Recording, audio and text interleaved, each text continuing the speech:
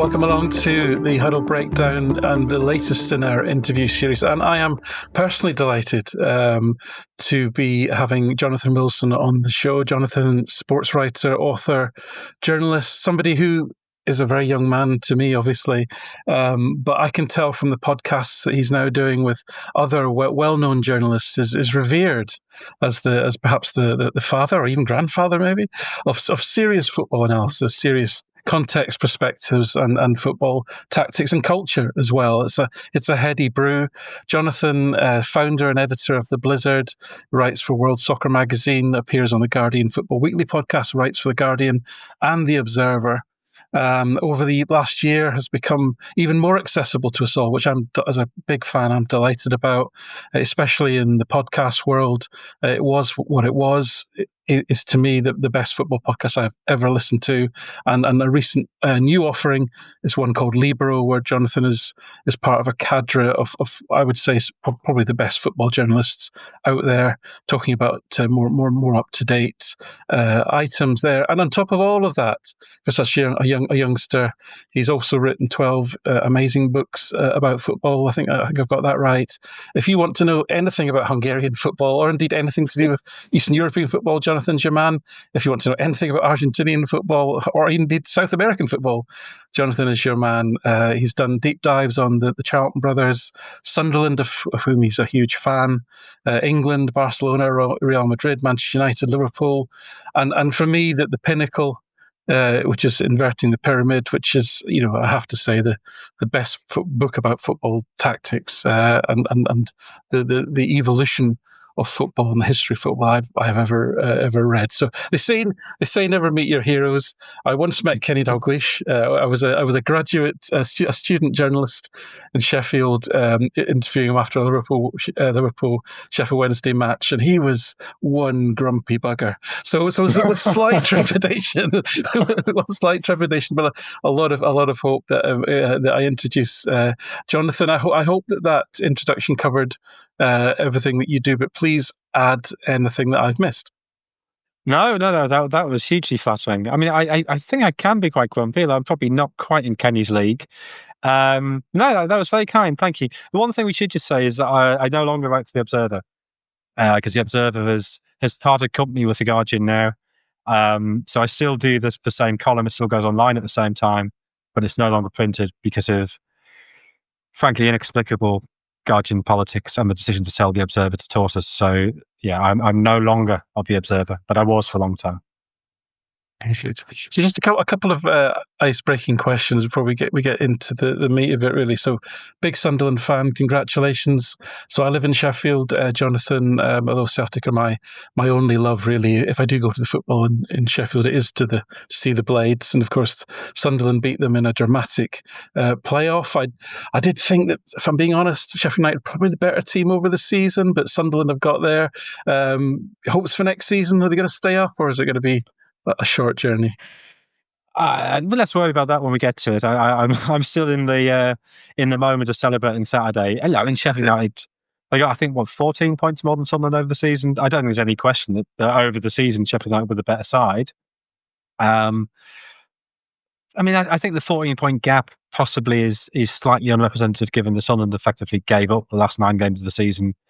That Regis Brice took a very bold decision to rest a lot of players. And a lot of us were pretty concerned by that when Sunderland, the last 9 games of the season, Sunderland only scored 3 goals. They lost the last 5 games of the season.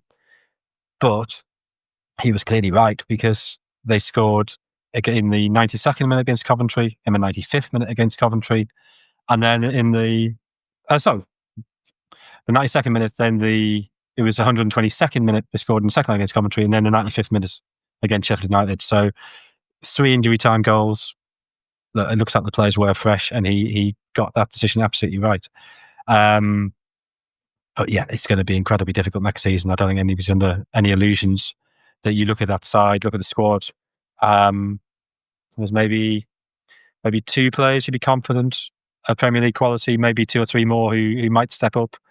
A lot of young players that there were hopes for, but it's unrealistic to expect, say, Chris Rigg, for all his talent, and he's 17. You can't expect a 17-year-old to play regularly in the Premier League midfield. You shouldn't expect that.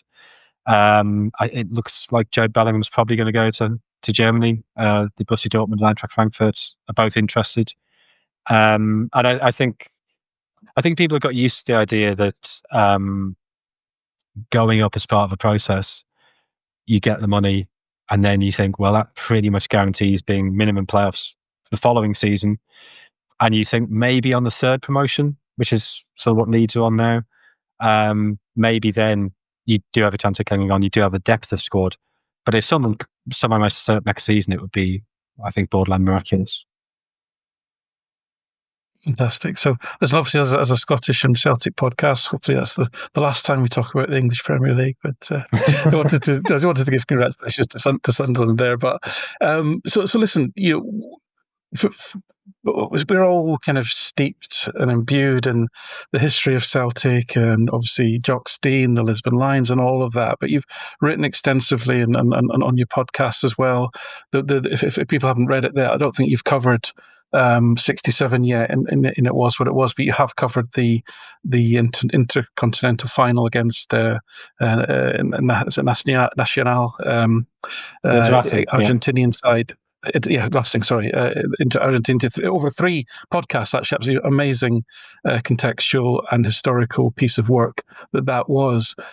Can you, for Celtic fans who, again, they'll know all about the players, where they came from, Jock Stein and his backstory, but that team, Jock Stein, the Lisbon Lions, their place in the evolution and development of football tactics, of the approach to football. Can you give our listeners a sense of where they sit historically and contextually in that story, in that history? Yeah, I mean, I think actually hugely important. So there's the famous story, which I suspect may have been slightly embellished as time has gone by, of Bill Shankly sitting behind the bench in Lisbon, supposedly abusing Antonio Ghirelli, the intercoach, throughout the game. Because he hated everything Herrera stood for. Not so much for defensive football that Inter played, is the skullduggery, the way they put pressure on referees, the supposed match fixing, which I think we can say with a certain degree of clarity that there was match fixing going on. And actually, we did a podcast on Desha Schulte, the Hungarian match fixer, who definitely worked with Inter and worked with Juve. And I mean, his story is extraordinary. Survived Auschwitz and in many ways a tragic figure. He's not the hate figure that many make him out to be. He's a much more complex character than that. So, that's an extraordinary story. But there's the stories that Herrera had come to Glasgow to watch Celtic, in a private jet, and said to Jock Stein, "You come back with me, watch us play a Juve." I can't remember how many days later, 3 or 4 days later. And then they gets to the last minute, and he looks at Jock Stein and goes, it's quite a small plane, and you're quite a big man. Maybe it's not good for the plane. So unfortunately, Jock Stein was wise to this and hadn't cancelled the plane tickets he got. But then he gets to the game, which I think was in Turin. I think it was an away game, and no tickets been provided for him. And he only gets in because a journalist sort of says, "This is ridiculous. We can't not let the manager of Celtic watch our match," and managed to sort of blag him past the gateman. So any way he could get an advantage, Herrera would. There was lots of rumours about drugs, which weren't actually legal back then. So maybe that's not such a big issue as it would be today. But the drug stories are disputed. But Sandro Mazzola's brother, his younger brother, was in the reserve team at the time. Sandro Mazzola, obviously, the great creator of that.